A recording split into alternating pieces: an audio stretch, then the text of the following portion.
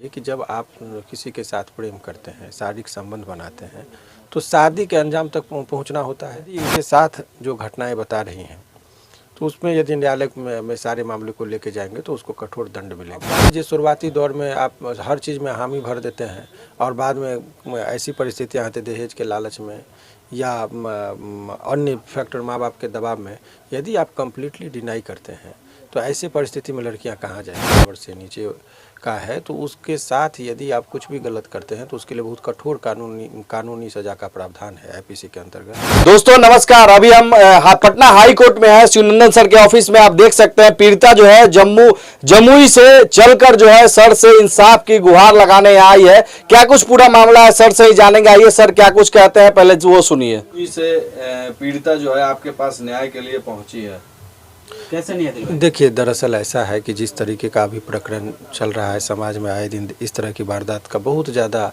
प्रचलन चल रहा है, आए दिन खबर भी बनती रहती है।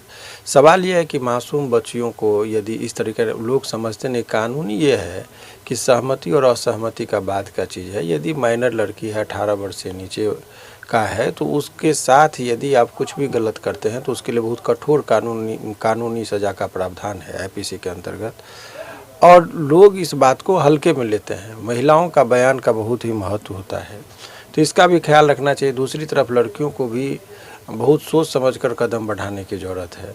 लेकिन इसके साथ जिस तरीके से ये इस परिस्थिति में लड़की बहुत लाचार और बेबस महसूस करती है कि यदि कोई उसके साथ झूठा आश्वासन दे और प्रेम प्रसंग का झांसा देकर यदि उसके साथ कुछ गलत होता है और यूं ही रोड पर भटकने के लिए अकेले छोड़ दिया जाता है, तो ऐसे परिस्थिति में बहुत लोगों को सोच समझकर जो है सो कोई कार्य करना चाहिए।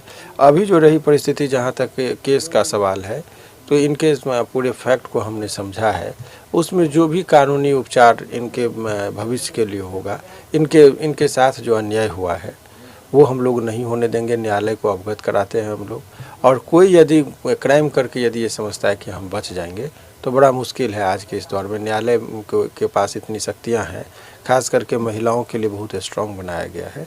तो यदि इनके साथ जो घटनाएं बता रही हैं, तो उसमें यदि न्यायालय में सारे मामले को लेके जाएंगे तो उसको कठोर दंड मिलेंगे जो लोग इनके साथ अन्याय कर रहे हैं। सर क्या लगता है मामला जो है लव अफेयर का है?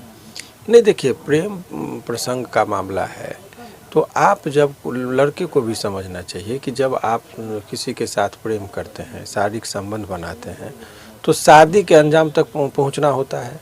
अब मान लीजिए शुरुआती दौर में आप हर चीज़ में हामी भर देते हैं और बाद में ऐसी परिस्थितियाँ आती दहेज के लालच में या अन्य फैक्टर माँ बाप के दबाव में, यदि आप कंप्लीटली डिनाई करते हैं तो ऐसे परिस्थिति में लड़कियां कहाँ जाएंगी। वो बहुत बेबस और लाचार महसूस करती। तो इंसानियत के नाते लोगों को ये होना चाहिए कि आप यदि किसी का दामन थामे हैं तो अंतिम दम तक उसके साथ रहिए। यही चीज़ लोगों को होना चाहिए। तो इस केस में सर लड़का जिस प्रकार से इनको 3-4 साल तक लगातार यूज़ किया, शारीरिक संबंध बनाया, अब जो है इनको बीच रास्ते बनारस छोड़कर फरार हो गया।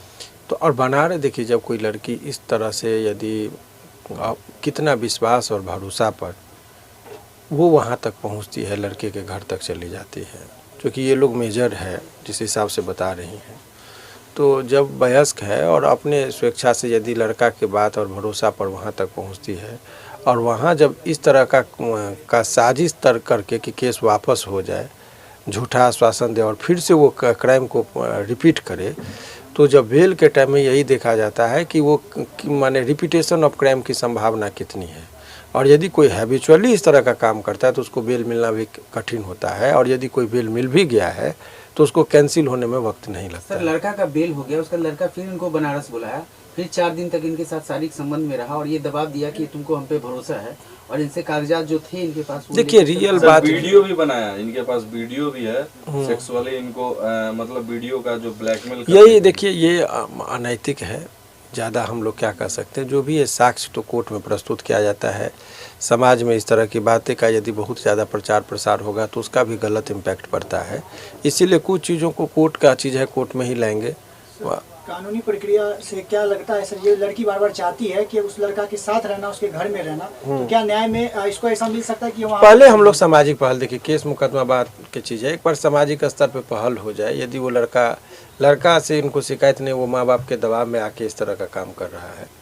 तो एक बार सामाजिक स्तर पर उनको बुला के समझाया जाएगा कि भाई यदि कि आपका बच्चा किसी को के साथ शादी कर लिया है तो उसको दर दर ठोकर आप खाने के लिए क्यों बेबस और मजबूर कर रहे हैं।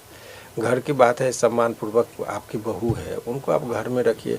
ढिंडोरा पीट कर इतना इज्जत प्रतिष्ठा को खराब करके फिर ये कोर्ट का आदेश लेकर तब यदि घर में टिकेगी तो फिर आपको जो है सो और ज़्यादा डिमोरलाइज फील कीजिएगा। रखना तो है, ये लड़की के साथ यदि जितने ठोस सबूत इनके पास है तब तो मजबूर हैं कि उनको रखना ही पड़ेगा। तो क्यों झगड़ा झंझट और कोर्ट कचहरी का वो ये करेंगे। ऐसे परिस्थिति में नहीं होगा तो अंत में कोर्ट कचहरी और जब मामला आएगा तो इनके पास जितने स्ट्रॉन्ग साक्ष्य हैं वो बचेंगे नहीं। निश्चित तौर पर उनको कठोर कानूनी सज़ा का जो प्रावधान है उसके अंतर्गत उनको गुजरना पड़ सकता है। तो ऐसे परिस्थिति में लोगों को समझदारी दिखाने की ज़रूरत है। आप क्या बोलेंगे, लड़का अगर इस वीडियो को देख रहा है तो उस लड़के से क्या बोलना चाहेंगे जो आपको छोड़कर फरार हो गया था? वो हमको रखेंगे, उन्हीं के घर में रहेंगे, नहीं तो ऑफिस में। तो वकील साहब से आप क्या कहने आएंगे, क्या आपको चाहिए न्याय के रूप में? हमको न्याय चाहिए, इसी उम्मीद से आए हैं, पूरा भरोसा है। न्याय क्या चाहिए? उनके घर उनके साथ रहना है, लड़का के साथ रहना है। हाँ। तो अभी भी आपको उसी से प्यार है जो लड़का आपको छोड़कर फरार हो गया? हाँ, अभी भी उन्हीं से है। तो जैसा कि आप लोगों ने सुना, मामला जो है पूरा प्रेम प्रसंग का है। लड़की को किस प्रकार से झांसे में रखकर लड़की को यूज किया गया 4 से 5 सालों तक, और उसके बाद लड़की अब जो है न्याय के लिए यहाँ पटना हाई कोर्ट चिनंदन सर के ऑफिस में पहुंची है। आगे जो है क्या कुछ होता है वो भी हम आपको बताएंगे, दिखाएंगे।